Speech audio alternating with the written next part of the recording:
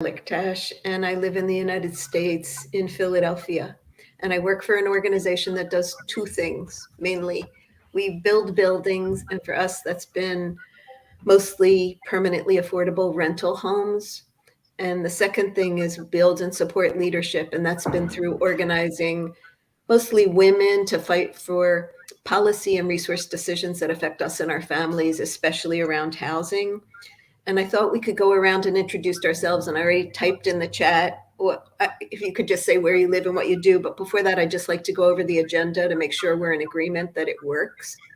We have about an hour, and I've never facilitated a session like this before, but I'm excited to do it. So once we introduced ourselves, I thought we could spend a little time talking about what is this community building thing. Once we've gotten land and created homes or food or whatever we're doing, what are the challenges as we support and try to build the next steps in community? And then after we've done that, take a little bit of time to share our experiences of how we're tackling the challenges that have come up. Like this session is considered community building challenge, and it is a challenge, and how have we done it? And then in the last few minutes, just decide if it makes sense to stay connected to help each other as we do this work. Does that sound okay as an agenda? Cool? Sure. Great. So the other thing I learned, which is new to me, is that we're using a technique called passing the word. And so as you introduce yourself, once you're finished talking, you pass the word. And someone, I think they call it grab or choose, or whoever wants to speak next catches the word. So that's how we can know who wants to talk and when you're finished talking. So I'm going to pass the word in terms of an introduction of where you live and what you do. Someone needs to catch it. I can do it. Oh, cool. I'll go. I'm Dennis. I live in Berlin, where I'm a writer and a single father. And I live in Galicia part of the time, where I'm setting up a project called The Foundry. And Pedro is actually the treasurer of the organization. And that's in an abandoned village in the Galician countryside. We're setting up a project that's about autonomy in a way. It's like a project space and a residency for artists, writers, etc., all kinds of people. And I guess, so I can talk about community from those two sides, I guess. But I'm not an expert. But there we go. Next one.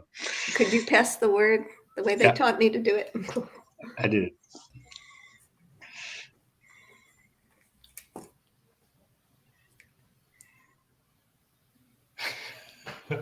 Okay, I take the word. My name is Tobias. I'm based in Basel in Switzerland.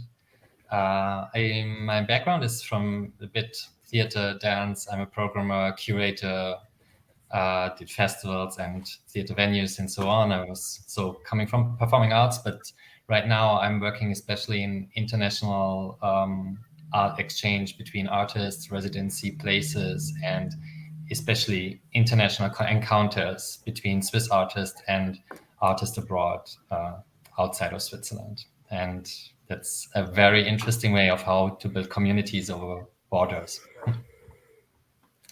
Give the word to Pedro, maybe. All right, can you hear me? Perfect, amazing. So yeah, my name is Pedro, and I'm here with New Kinko, which is also co-organizing this, but also with Fika.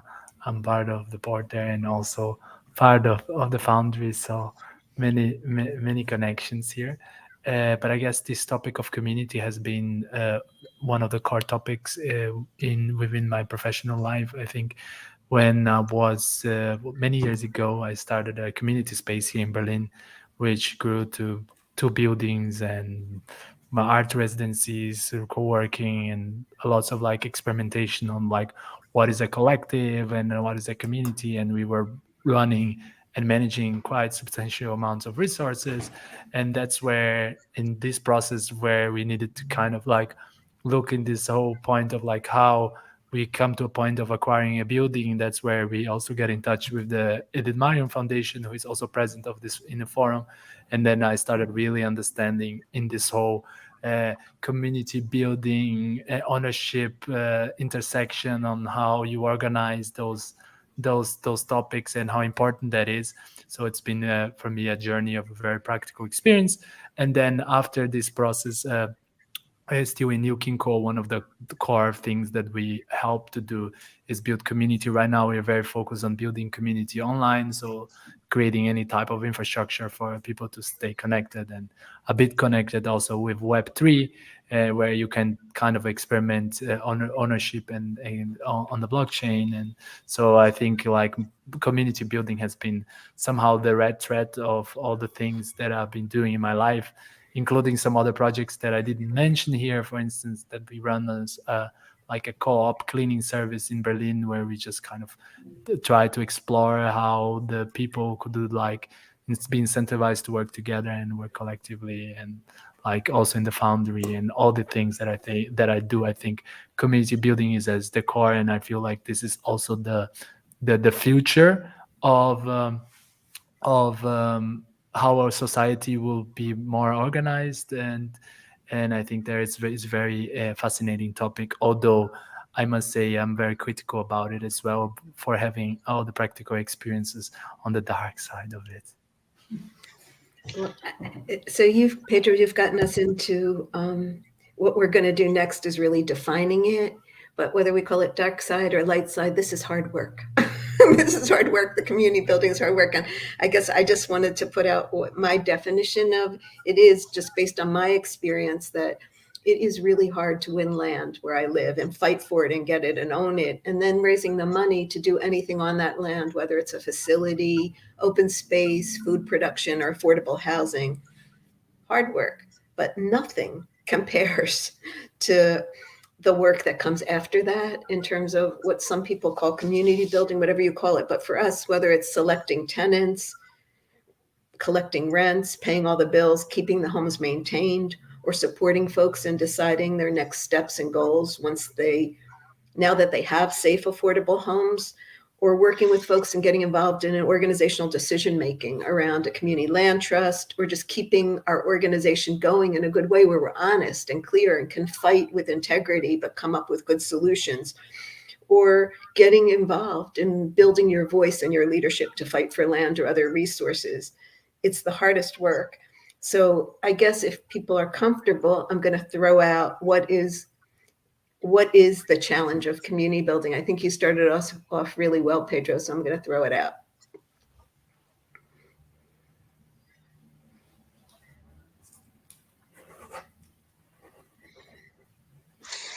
Okay.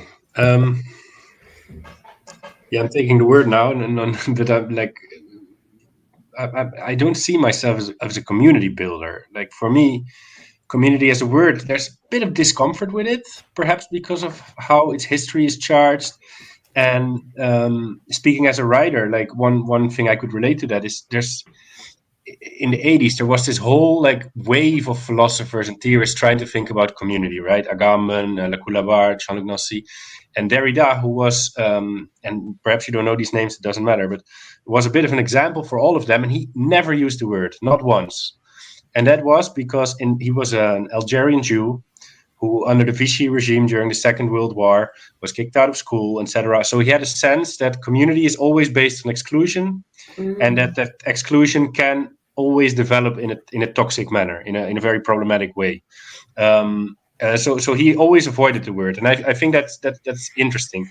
I don't avoid the word, but with the Foundry, for example, I don't think the objective or where I put my energy is not so much in building a community. That's more like a side effect of whatever it is we're doing, right? Whether it is building an infrastructure that supports the community, whether it's getting events to happen there that attract people that come to build friendships and come to build relationships over time, whether it is in I have an anarchist sensibility. Like at the Foundry, we do everything through assembly processes, and that I guess is community building, is what happens there. But community building is not the goal. The goal is just to keep the place running and to solve day-to-day problems. And community emerges as a side effect out of that somehow. when it becomes the goal, I think it's very easy to get really stuck in questions of like definition, like who are we, how do we define ourselves as a community, and I think there, like for me, it personally it becomes problematic. But yeah, those are a few thoughts. Mhm. Yeah, I also think that the community might be a little bit of a problematic word because it's exclusive, Dennis. It's interesting that you say this because it's also something which I experience often, that communities then often identify with certain aspects but exclude at the same moment others. And I think maybe community building might be something which is more a verb than like really meant as a verb in a process which is never really, you will never reach a target of that the community is like itself defined. Maybe it's something like rather creating awareness about an intersectional space where of exchange of different kind of opinions and encounters, where also different kind of experiences and biographies meet. And to balance that out, that might be a place of a community, but never a fixed order.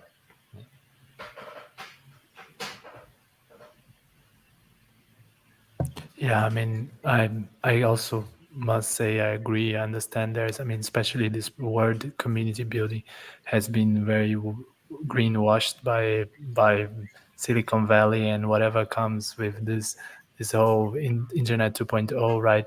But I feel like you are, of course, Dennis, a much more intellectually advanced person in that sense. I look at it from a more simplistic terms, and my interpretation is very much also like building infrastructure, right?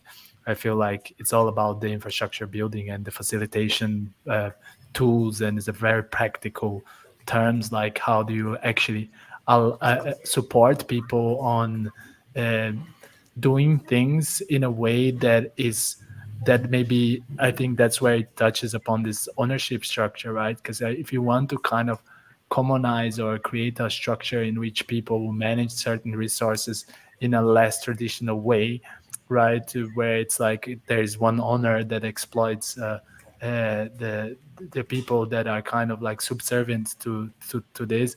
It's just kind of, you need to kind of have tools and really practical infrastructure to support the people, not to be fighting over how many toilet papers they will buy next month, because the tendency can easily go there, right? So it's like that's what I find that's the really important thing, that you can, however you want to call it, infrastructure building for people to have better lives in a different way of society. This is all definition questions, right? But like, yeah, I think this infrastructure building and really being able to supply the tools and the right infrastructure for a community to, or whatever we want to call it, to be able to actually continue doing something and not get distracted in all the things that distract humans when they don't have a clear structure of organization around them, right? So I think that's the core, however we want to define it. And I love being part of this conversation, and it's a yes and, which we were encouraged to do, because in my work, I don't think we think about words as much as you do in your work in the neighborhood. But I think what happens in my experience about community is that people start with self-interest where they are. And then at some point, often people realize that I don't want my brothers and sisters to experience this too. And it's that magical place in organizing, which is about community interest. I'm calling it that. It may be a funder's term or whatever you say, but that's what this conversation elicits for me. And then what happens when you're a tenant who is also my boss on the board, who has to pay her rent, but is wearing multiple hats, that if tenants don't pay their rent, they get evicted. And she, in fact, could be evicted too. So whatever the language is, like, I love hearing the conversation about exclusivity, because we know that this is about including folks. We don't hate new residents in our neighborhoods because they're rich and they're displacing us. We want to welcome them. We just want to stay. So to me, this feels like a really rich conversation. I'm really excited to be part of it. I don't know if we want to just take a few minutes to talk more about, like, what is it, whether we call it community building or whatever it is. What is it for you that is the challenge? Oh, sorry. So I think I just would like to, I think there's like one thing that really changed my way of looking at community people, or whatever, how we want to say it, is like when I started really looking at like alternative governance structures, like for example, holacracy or sociocracy, or like ways, when I started understanding exactly what you said, like that me as a person can be in a context that can be also multiple contexts, that, and then I can have multiple roles depending in which context I am, right? So like any organizational structure that allows this sort of plurality of understanding, that I don't see myself as I am Pedro and I have a certain role and everything goes under that, but I am Pedro in this context, I have a certain role, but I might have another role in another context. And I think this way of looking at things and this way of seeing ourselves, that allows us to kind of be connected with so many things. Like, look, even in my name here, I have like now Nuking Co, Fika, Foundry, and I could add more things, right? So I don't think it's like we can have this plurality, right? We can be part of multiple things and we can integrate multiple things, and you can play even the role of connecting these multiple ways, and you could have these different layers where one community plays a different layer role on another one. So I think it's much more complex, and there are many more possibilities than just looking at the potential downside of like the definition being an exclusive thing in itself. So, and I think, yeah, my question here is like, what are the ways that we can continue looking into to empower like this understanding of cross-pollination, let's put it that way, between communities and between groups that maybe wouldn't talk to each other, or maybe and also the organization infrastructure that allows this to happen in a cohesive and constructive way. Is it okay with, cool. No, may I? Okay. I think Nora, I really appreciate also your way how you think about community, because it is very concrete. For me, it's like the question of how we can help each other, how we can support each other, and how we build these networks of exchange and of like learning processes, but also to create something stable, which is a social stability, and not only, I mean, unfortunately, this is needed, that it is a housing structure, but also a social structure, which is important. And I think I really appreciate the way of how you think about community, and how this is, I think, very important, and somehow also a symbol maybe for a lot of problems we have also in a global context, where like communities have to fight for certain rights for actually, and very often is very concrete on property. It's because they need to have housings, they need to have ownership on certain areas. And if they do not have enough ownership in, and I mean very often housings or cities, their ownership is even stronger under danger. And I think this is interesting how you see this, and answering your question about like what might be this community building.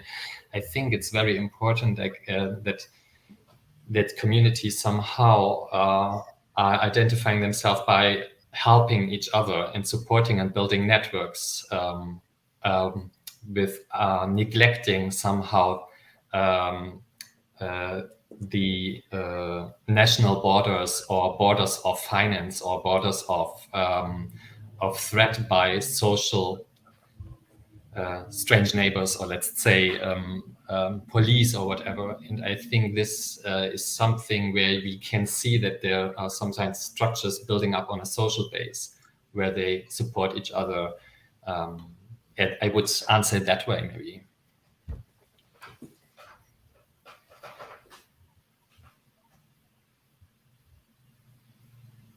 I mean, yeah, like just responding to that briefly, right? We already had now a few different definitions of how to think community, and yeah, like when I brought up that little theoretical reference or something, like I'm not against the term community, and I use it, but I don't use it in a way that's defined by identity. And I think also in what you said, Nora, it was more like about interest groups and stuff. That's like, and of course, sometimes identity politics and identity-based communities are very necessary, right? In certain political constellations, they're super important. Like Black Lives Matter, right? It's an identity-based group in a way, but for my work, yeah, interest-based coalitions make more sense. But identity does emerge as a side effect there as well. Like I think it's, yeah. Anyway, I gotta think more about it maybe. But like we had a few things already, like community based on shared infrastructure, community based on interest, community based on identity, and certain of those things we sort of like affirm, and certain of them we don't, perhaps as emphatically. I think we're raising the challenges of whatever we're calling this, and I don't care what we call it. And I'm really excited about the challenges, but we can stay there about the challenges. And I have a million of them, but I don't need to say them all. But like, I am so lucky to have this meeting in English. I just want to say that in the meetings that I participate in my organization, we have many interpreters. And so I just think it's such a privilege, and talking about exclusion, right? Or inclusion. But like, I would love to hear how people, maybe I've just thrown out an example, how you tackle the challenges that are coming up. Like, what have you done, or what would you like to do, or what are you struggling with?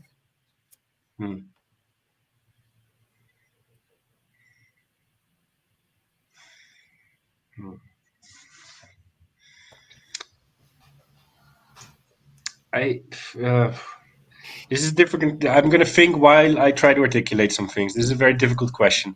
I think relating that to the Foundry, I mean, you just mentioned also, Nora, that like everything, people begin with self-interest, right? They want to live in a place, and that's at the Foundry, that's the same, right? What people are looking for different things, often for a little bit of like freedom that is in part financially defined, but from like a system that screws them.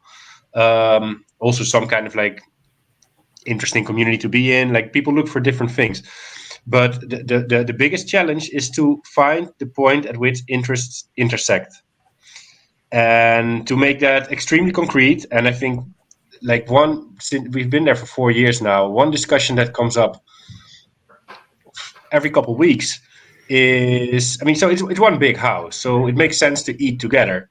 And then there's people with different budgets. Like I like to drink nice wine, but then there's people that try to live on 100 a month. So if like this is again and again and again, and you know, the challenge is there to find a point at which you don't exclude anyone with your fancy wine, but you can still go shopping together. And like how like this is, now I come with a financial example. I think it could be also a non-financial example, but that's it, right? People have different lives, different possibilities, different forms of life, different preferences, etc. Some are vegetarian, some are not vegetarian. How do you bring all of that somehow together? How do you bring all of that together? How do you share space with all those people? And that's always gonna be, I think that's the biggest day-to-day challenge, and it's very banal. It's not theoretical or interesting in that sense at all, but it's the biggest challenge there. Yeah. I could also relate to these questions and to these points, like the differences of like needs. For example, I mean, I'm working in the Swiss Arts Council Polveta, and related to different needs by artists, how to support artists with their very different and diverse social backgrounds, or where they come from. So I could relate to it, but in the global context, I'm more questioning, like I'm more confronted with the situation. How can we talk to each other with different knowledge, with different experiences, if like how can we relate to each other and find the time to encounter and learn, because learning processes are so different, and already understanding us, the four of us, we have very different cultural backgrounds, and communication is so complex and can be very misread by others, although it's maybe not meant like this. And all this communication is, for me, in the global context, a big question. How can we talk to each other? How can, like, not only on a stream, that's like the easy way to encounter, but really understand and have the time to build up empathy. That's for me, I think if that's I think the biggest problem I see, and also that not enough is done, especially in politics, to build up this empathy, because then international exchange and let's say understanding between nations might be much easier.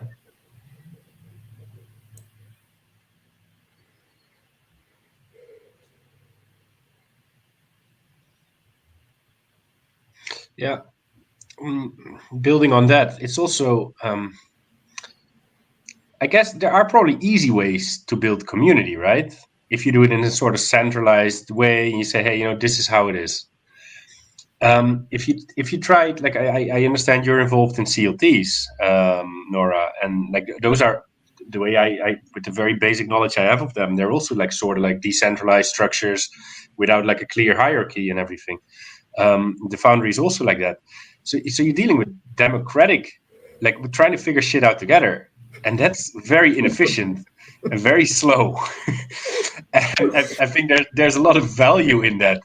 But even something like people nowadays, they equate democracy with representative democracy. You hear that all the time in talk shows. They have nothing to do with each other. Like representative democracy, you go vote every 4 years, and then a guy figures shit out for you. The real democratic processes, it's like the Zapatistas, they have this term, caminar preguntando, like we walk asking. Like you don't have the answers, like in politics, like, hey, I have the answers and I'm gonna like vote on me and I'll make sure those answers are put in place. No, you figure shit out together, and it's very slow and very inefficient, because you don't have some sort of like authority structure to back up whatever decisions you want to make. And like community building is also a side effect of that process. And at the Foundry, we have these assembly processes. They're incredibly inefficient, and you talk for hours about stuff you don't necessarily want to talk about. But there's something good about that as well, right? And it's also an apprenticeship in a way, because in the world we're not really used to those kind of horizontal structures.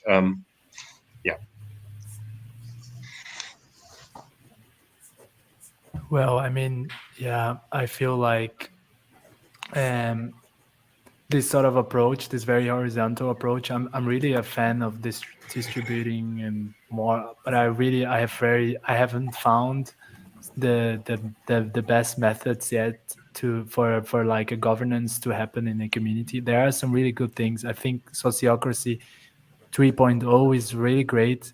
It's like an open source methodology. You can learn a lot. You can take a lot from those things. And I really like Holacracy as it was, although it's like a closed system.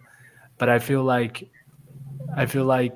I'm not the person that likes to sit in a meeting that is inefficient. I like to get the meeting as quick as possible. I like very effective systems. I like to get work done. So I really not gonna sit in a meeting that takes I had to leave our last assembly because it took more than an hour, because that's for me like really hard. And I really appreciate that work, and I think that's valuable work.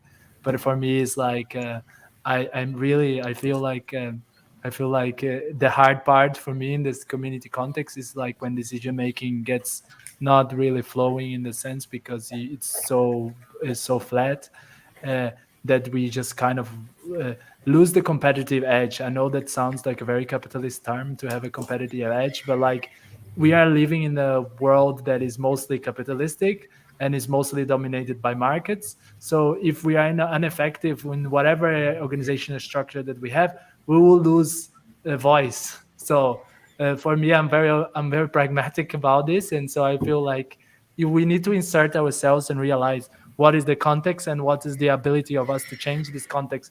And if that means that we need to kind of have a form of assembly that makes us very ineffective, will mean we will the more ineffective we get, the more likely it is that we will have less impact in changing the system. In my very pragmatic view, right? It's limited. Maybe it's utilitarian the way that I'm speaking about things, but like, yeah, that's a bit of perhaps my bias there. Yeah, I think the outside world, especially my organization, pretty much everyone in the organization is a working class or poor person, mostly women of color. Most folks either have or currently need affordable housing. And so definition of efficient and effective meetings, efficient or effective process is coming at us. Whether we could ever do this work, are we valid, is coming at us all the time. So the internal process, and I really appreciate what you were saying, all of it, that we can't waste time. Like, there's not enough time. On the other hand, the process of building trust, especially across lines of class, race, ethnicity, and all the other isms, like, there's no substitute for doing that. And there's always a critique of our organization. There are those women again, they have this process. But what we've learned is that we never make decisions twice.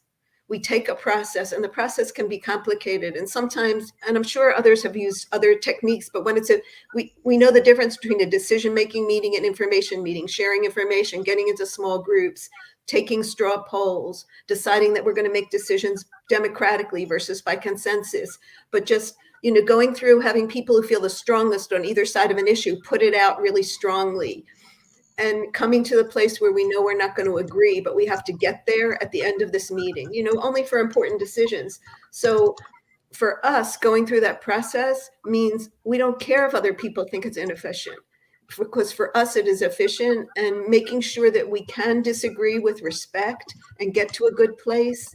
And so you lose people. Many people who are part of our group do not feel comfortable speaking in a large group. So a lot of small groups, and every meeting there's an exchange of information and training. Like, maybe this doesn't relate to other people, but for us, like, I know I get scared if I have to speak up about something I don't know, or I don't know if my voice makes any sense. Like, I can't start at the beginning, I have to start in the middle, or whatever it is. So giving people the space to do that in our group feels really good. We have translation, but a lot of times, figuring out what each other's jokes are and learning the language. So I don't know. I just think, and then stating when I'm probably the only Jewish person in our group right now, and people say things that feel anti-Semitic to me. And so figuring out a process about how do you talk to someone else if they hurt your opinion that isn't in front of everyone else, and getting to the bottom of it, or any moment I could make a mistake because of my white privilege. So I don't know. It's just, for us, it feels, we've been doing this for about 35 years and we've made a million mistakes, and people have dropped out of our group or not stayed in. We're part of coalitions. But for me, based on what you're saying, I really love hearing it. And that's how we have tried to, address this, making decisions together, learning together, and having respect while we're doing it.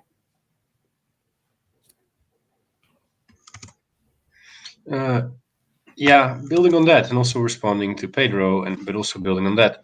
I mean, I think it's important, right, to make a distinction between stuff that really requires consensus and stuff that perhaps a working group can figure out. So not everyone is wasting time. And I totally see your side, that you need to be pragmatic and you cannot sit all your day in meetings. Like, I understand that, Pedro, but if it's really fundamental decisions, it's also important to have everyone on board, because if one person is not on board and is overvoted, that person will be in the process from then on in a different way. And we had the Zapatistas over at the Foundry a couple months ago, and someone asked them, hey, what happens when you have one of your assembleas and someone doesn't agree? And they say, yeah, we sit there. And we sit there, and we sit sometimes up to 9 days, is what they said. And it sounds like an absolute nightmare, right? But there's, of course, in a way, this process is like you said, okay, then you already lose, right? Because you're surrounded by capitalism and you're surrounded by places that don't have time for this, that don't tolerate this kind of inefficiency. But in a way, this process of asking and listening and letting everyone be heard on the basis of their identity and their dignity, it's not the way to a different society. It is a different society, right? This is prefigurative politics. It's not supposed to be instrumental or effective in a way. It's already it, if that makes sense. But of course, not every meeting, not a meeting about the color of the toilet paper you're going to get. You need consensus. Like there's delegation as well. But yeah. And I agree. And I mean, as said, I am very biased there, and I have a very particular viewpoint there, which is not the viewpoint that I think is. I see the beauty in sitting there and discovering this process. And I think also throughout my life on learning how to be within communities and learn how I can best support. Like there's many things that, for example, I've learned. It doesn't matter if I've seen a problem before it arises. When you are in the community, you need to let the community often go and realize the dark side of the problem so that you have the collective wisdom after that and maybe the collective experience to learn not to do this anymore. And for me, a few years ago, I would like try to intervene. And now I just like sit there and even though if you can see, I don't need to tell to anybody. I just you need to let the process evolve. You're part of a bigger thing. And then everybody realizes something, and then the community knows from that experience. It's like a kid, that needs to do all the mistakes that we do, and then like it's a learning process, and it's kind of an entity in itself.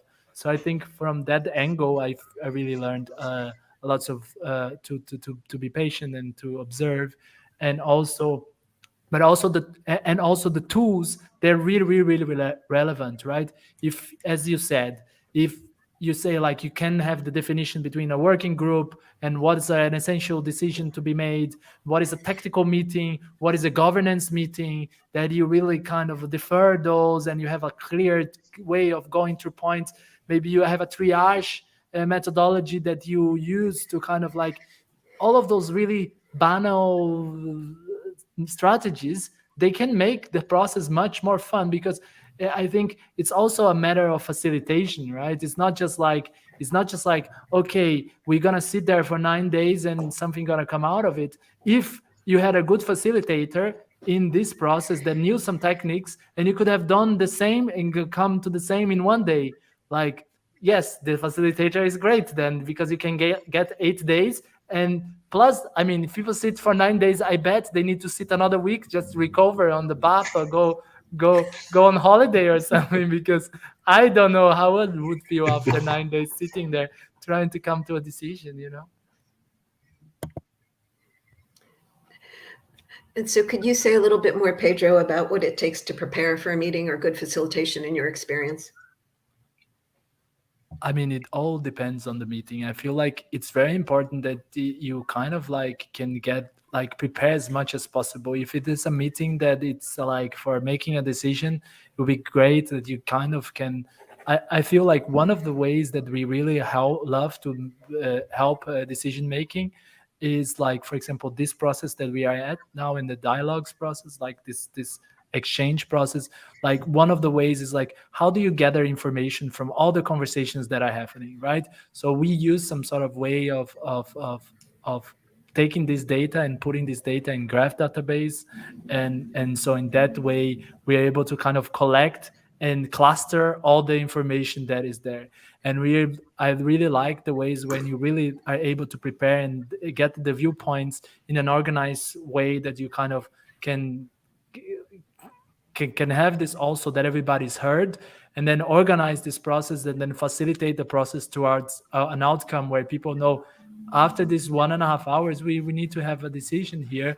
And you have the preparation process, right? The preparation process can, if done really well, then you can just make, because the point where you should be optimizing is like, how can you prepare something that you don't get to this point that is really annoying because people feel they don't understand each other and so on. So if you can prepare for that, that makes the whole process more smooth. And that's what we usually try to do by having a preparation, by having data, real good data, because that helps people to understand, like, if we have data of how everybody thinks, all the involved groups thinks, and what is important for everybody, if you cluster that in a nice way, then people understand, like, okay, we're looking at something more objective than all the subjective perspectives that we have here, and it's much easier then to get everybody on the same page to kind of make a decision. And so for me, I'm a big fan of that preparation and the facilitation method. And they're also having a facilitator that perhaps is not totally involved in the process. That's also super helpful if you can afford that, because it's also a privilege. But if you can afford to have a facilitator that is not like also wearing 10 hats in the situation, that then also feels like pulled to outside, that's also usually very helpful. Can I also answer this question? I think it starts also with the invitation. Who is being able to talk, and who is invited and who is not invited. And also the selection of those people should be reflected already, and maybe not only by the moderator and the invited and one who is inviting, but maybe who has a contrary position. And I think it would, like, I always try in meetings to organize myself and prepare, like, what is actually the aim? What do we have to decide in the end? And to also that the moderator is usually like saying or mentioning these aims also always in the beginning. But very helpful, I found always some kind of a critical friend who reflects the moderator and also gives the word to others, and maybe shifts a bit the topics, or has to somehow share also responsibility of a meeting, so that the moderator is not the only one talking, but that others can intervene and then give the word also to other opinions. And I think that's very important. And very often someone who takes minutes, someone who is like really writing down what is decided, and tries to find really a good wording for what was actually discussed. And these shared jobs inside of a meeting help already to structure it a bit, that at least those 4 people already have a job in it and try to have an open mind for others.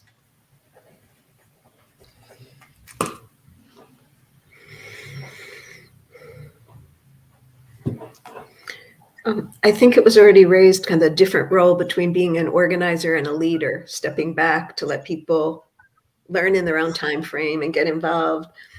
I wonder if there's something to discuss related to hierarchy.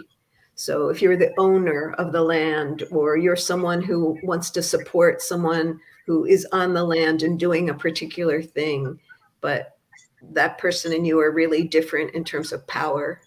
Do people struggle with that?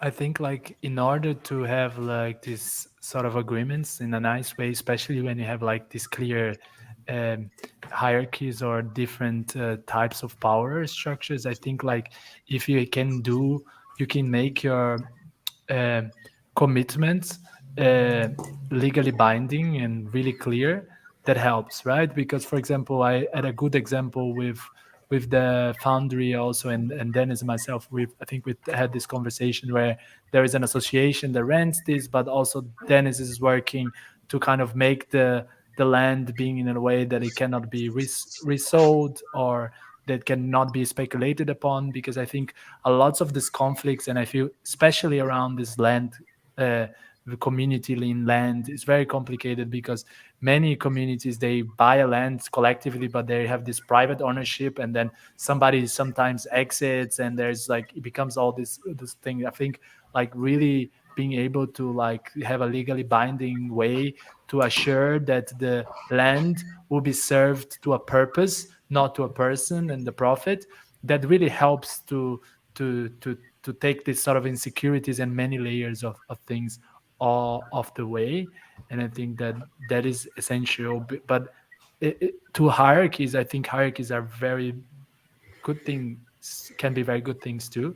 I don't dislike hierarchies. I think, especially on organizations, I think like to have hierarchies for operations can be very, very valid. I think you have to have hierarchies in a way that are able to be serving, right? If you have leaders that are able to serve, and even if they're like, if there is some hierarchy, so I think that they can be of benefit as well. But especially once the ownership basis is clarified in a way that it takes all the insecurities of the involved people away. Yeah, I mean, I feel I have to respond to that, but it's also a tricky question because I haven't thought it till the end. Yeah, the foundry is now at the moment it's still mine, and the association it rents it. It's a free rental contract, but I still occupy a position of power there. I don't think I use that position, and because of that, I think right now it's not really problematic, but I could. And that's not fair. So in the future, I want to communize it and like come up with a legal structure, like Spanish lawyers are working on this, so the space belongs to the people that use it. Now, a question I have is, like in a project like this, where you're also still trying to make a food forest, and like there's still work going on also. Are people, when they feel the space is really theirs, and I think a lot of people feel that anyway, right now also, even though technically it's mine. Are they going to be more involved or less involved? I don't know. It's a bit of an open question for me. I'm not sure about that. I do occupy a power position, and you notice that at the General Assembly that my words perhaps weigh slightly more than other people's words, which is something I don't like. But I mean that's the way it is. In the past, there have been some issues around that, but then I think it was also just like personal shit going on, right? To be honest, we had sheep at some point. Everyone agreed to get sheep because it was the best way to take care of the land. And then I was in Berlin, and then one of the sheep died, and then people were there were like vegan. They didn't want to deal with this, and then like they say, okay, but you left us with these sheep. It's, no, I didn't. Like so this is really tiny shit. Like we haven't had big issues with this because I think it's quite clear to everyone how the project functions and where it's going. And the ownership question you also just cannot totally avoid, but it's clear how it is now and where it's going to be in the future. So, but it's something that makes me uncomfortable for sure, the way it's now. But yeah, those are my very inarticulate reflections on that. I'm conscious that we have about, I think, 5 minutes left, but before we get to any closing, I'm sorry, whatever I'm supposed to do. Anyone else want to say something about? Okay, so, they asked us in facilitating if we could think about next steps. But for me, I think I would like to use this last 5 minutes or so, or however many minutes we have, is just, are there any strategies or solutions or struggles that you heard about or thought about because of the conversation that are resonating for you? And do you have ideas about that in terms of next steps? And could you use help? Because that'll get us to a decision about if we want to continue to stay connected. So I can just start with the things that really, like my favorite things in this conversation, where we walk asking, and I have to learn the Spanish for that. I love that. And just what do we do with a dead sheep? Like those two things are really important for me to think about next. I'm throwing it out.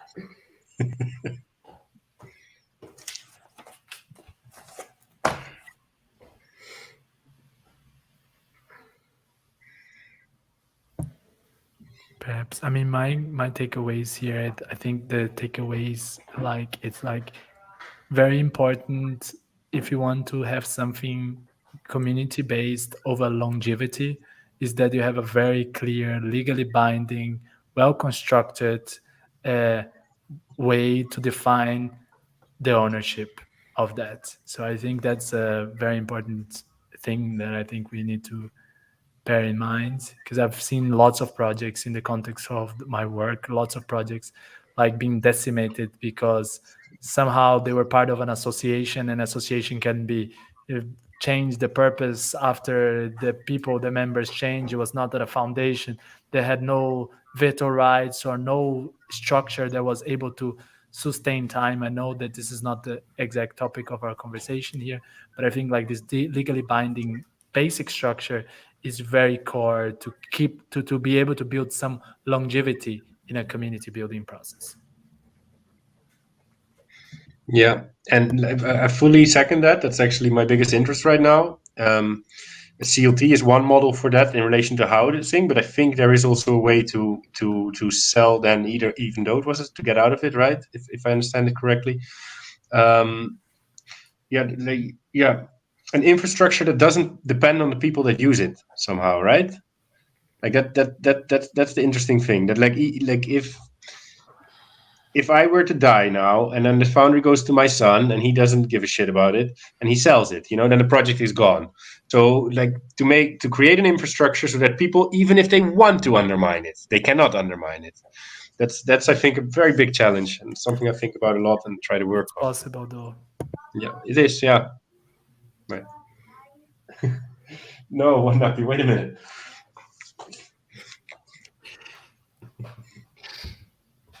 He heard he can sell it. Yeah, he heard me.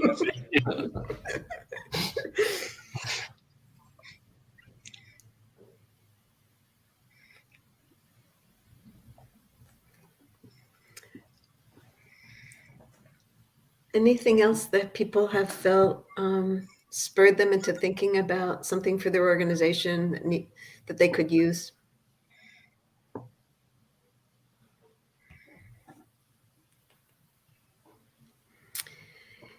I mean, I can't formulate it now in 2 phrases, but this was a very interesting exchange, I think, many thought-provoking things. Yeah.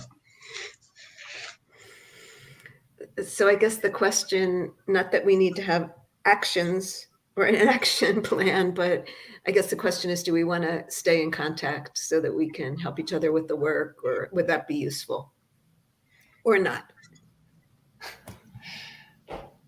I found it very useful. I was very interested in your work, Nora. I would definitely like to be also in contact with you, Dennis. It was very interesting. I have to say, I have to find out more about the Foundry. Sounds a very exciting project. And also yours, Nora. It's really interesting to listen to that, also to understand how you structure yourself. It's always very important for me to understand how other organizations are working. Well, thank you very much for sharing that. Yeah.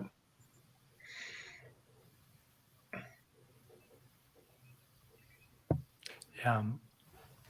I'm looking forward to staying in touch with all of you. I mean, over Discord, we have a place there where we can stay in touch, or whatever channel you might like.